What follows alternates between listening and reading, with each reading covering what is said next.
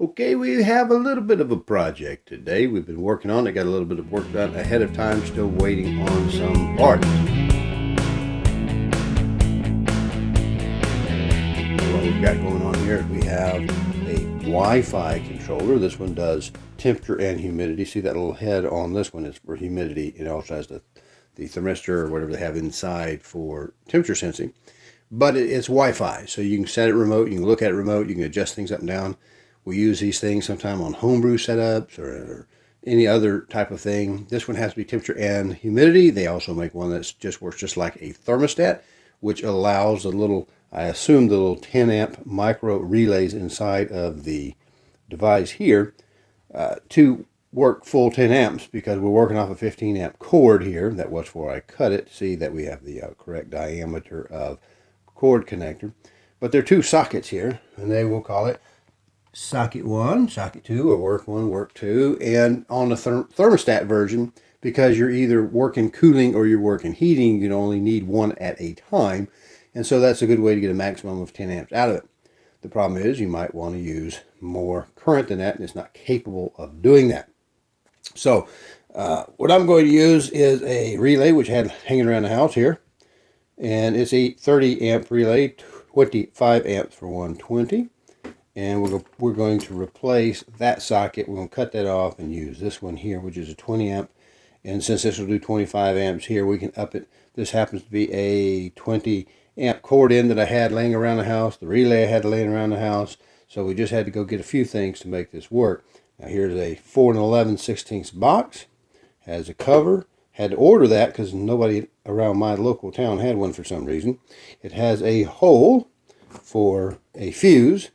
Because now if I put this on 20 amp, these are still only good for 10 amps.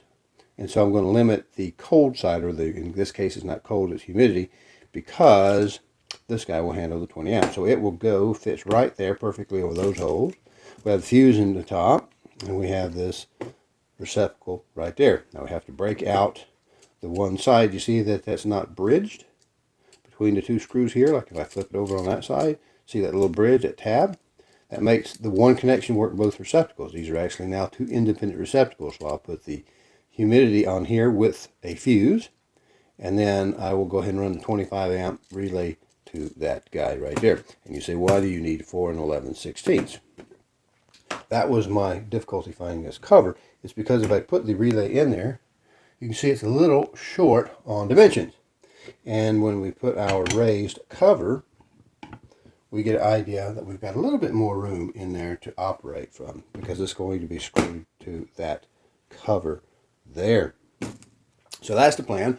And we're going to bring in the power on the bottom, have a nice little ground lug. It's not green. It's supposed to be green, but it's not green. And we're going to bring the power cord in here and take the two big ones from the two smaller ones from the controller and put them in these two outside. This guy is nothing more than a little piece of mild steel I use to make a hanger for the back. We're going to pop rivet it on the back and use some of these little rubber feet so that we can keep it off of the wall or whatever circuit. So this same thing will do type of job if you want to get the thermostat version. May control a bigger homebrew outfit or of a refrigerator and a little heater if you need that to make sure that we don't get too cold or too hot. So basic idea, you'll just need two relays to do that. And to do that, you might need two boxes, you see, because you would need one of these guys only fits so far. You'd have one on one side, one on the other side. That's enough of that, but then you don't have room for your connector here to hook the duplex receptacle to, so you wouldn't be able to plug into it. So you might need a second box. And what I would do is I would just use chase nipples between the two boxes, say here and here, and just put two together. It's not to be pretty, it's to be functional. If you like this content, please go to calldeltosell.com, find the tab that says on YouTube, click it, and it'll open up a page of QR codes. There you can use a smartphone to scan and get to the YouTube page, or you can just mouse over and click it on a PC. There you'll be able to subscribe to this little button over here and click the notification bell so that YouTube will notify you. Thank you. Well, here we have a pictograph. It's not really a wiring diagram, but it should be good enough for you to understand what I did. Of course, you're on your own. You blow something up like your controller. That's bad on you, not me. This is Elitech. That's the model number. It is a 10 amp, so that would give me 1200 watts. I got a 1500 watt heater that I want to fire, so that's not going to be enough. It's going to be over 10 amps. It's going to be more like 12 amps, something like that. So here we had that duplex receptacle. I have a 20 amp in the video, and I have a 10 amp or 15 amp rather here cord connection in NEMA 515. This is a NEMA 515 as well. That's why it's on a straight blade. The 20 amps are horizontal on one of the poles there. This is the neutral side. This is the hot side. Here we broke that jumper between the two receptacles on the hot side only, on the darker screw only. Of course, we have the ground screw down here, and we have the lighter screw over here representing neutral, and it's left intact to fire both of these two sides. Top I set up as humidity socket. The bottom I set up as heat or cooling socket, depending on the program setting within the Elitech. It'll respond to come on calling for cold, or come on calling for heat, depending on a mode you set. So you need to set that programming. It just can't be both at one time with the temperature humidity version. All we're doing is taking that cord off, splitting it out so that we run the power in straight through into the device, unswitched, grounded of course, and the switched wires coming out of the Elitech. This is what the asterisk is for down here. In this model, my unit that I have, work 1 was a blue wire, which is the heat or cool, and work 2 was the brown wire for humidity. And the coming out of the device, the neutral was black and the ground was white. So that's what these connections are. This is that little round glass fuse that we put in there just to make sure. Why?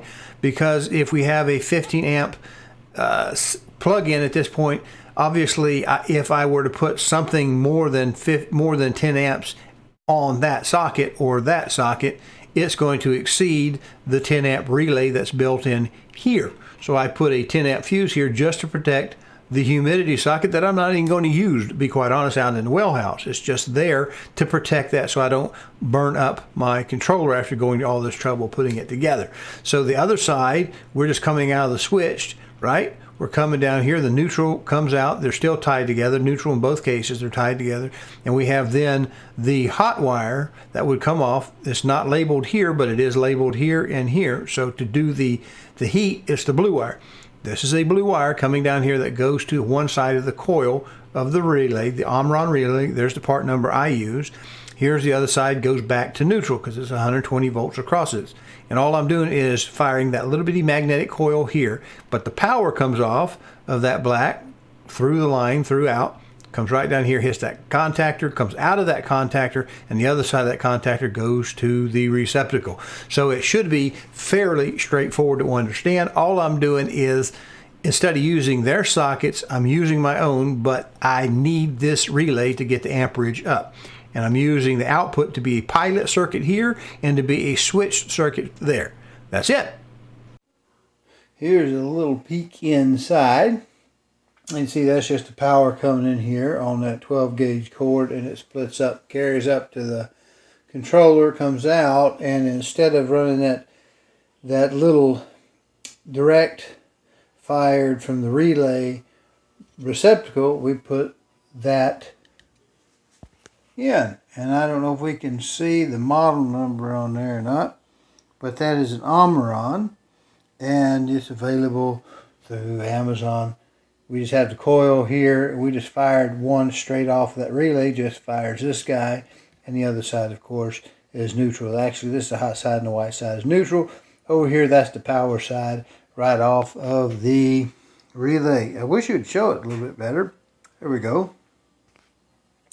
So that the other one we ran through this glass fuse right there, and of course we're getting ready to button it up.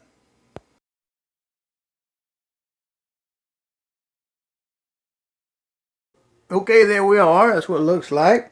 She's all finished and painted up. I can't tell you how much of this cost because I didn't cost it out. I already had this cord out there in the garage, 20 amp cord. That's actually a Hubble, so that's a pretty nice little connector right there, a little plug-in. And versus these are probably about $4 a piece, and I have 3 of those. Couldn't tell you what that glass fuse holder cost because I already had it in. Don't remember what the relay is because I bought it off Amazon for something sometime in the past. That's about $4, a spec grade 20 amp receptacle. Other than that, I think that's about $59. the EOTech, I guess is what it's called, Elitech or whatever you want. Look that up, see what that says. It'll focus. Elitech. There we go. So Elitech on that guy. And other than that, I think this was about $8, $9 for the cover. This is a 4 11/16, and the box was about the same. I could find these local. I couldn't find the top like this. And it just so happens that relay fits perfectly in where the switch is.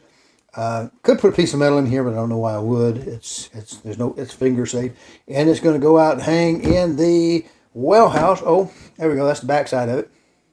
That's that piece I cut off, scrapped there in the garage floor. Just pop riveted on, and you see some little plastic bumper feet. There's a few dollars, but you get an idea how it goes together. Other than that, it's a shrink tube and some connectors. Did have to order some right angle female spades in 1012 and in 1814, I guess it is, or 1614. So that's in the project. We're going to plug it up, and it's going to get down to 20 something tonight. We're just going to enjoy reading our heater from inside.